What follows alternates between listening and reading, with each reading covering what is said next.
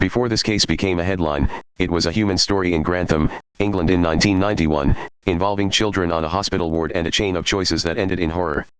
At the heart of it was young patients and babies were attacked in a place their parents believed was built for healing. The crime itself was horrifying. Allitt, a nurse, murdered and harmed children through injections and interference with medical care.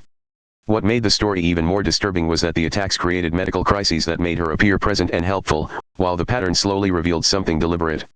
Investigators had to work through pressure, fear, and public attention while following a cluster of collapses, missing drugs, insulin evidence, and hospital investigation. The break came when police arrested Allitt after doctors and investigators linked repeated emergencies to her shifts. From there, the case moved into interviews, evidence reviews, court filings, or official findings, and the person tied to the crime was Beverley Allitt. The final outcome was stark. She was convicted of 4 murders, attempted murders, and grievous bodily harm and received multiple life sentences. For a short storyline, the strongest part is the emotional turn. The viewer first sees a normal life, then watches one decision, one lie, one hidden pattern, or one ignored warning pull that life into darkness. The medical setting made the betrayal deeper, because care itself became the cover for harm.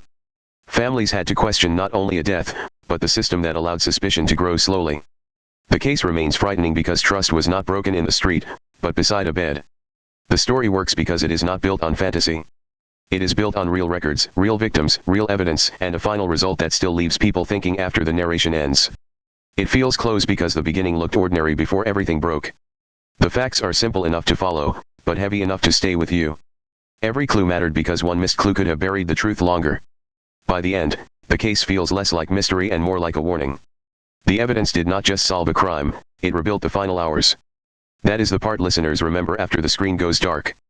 That last detail is what keeps the case from feeling like an old report. Thanks for watching and don't forget to subscribe to this channel.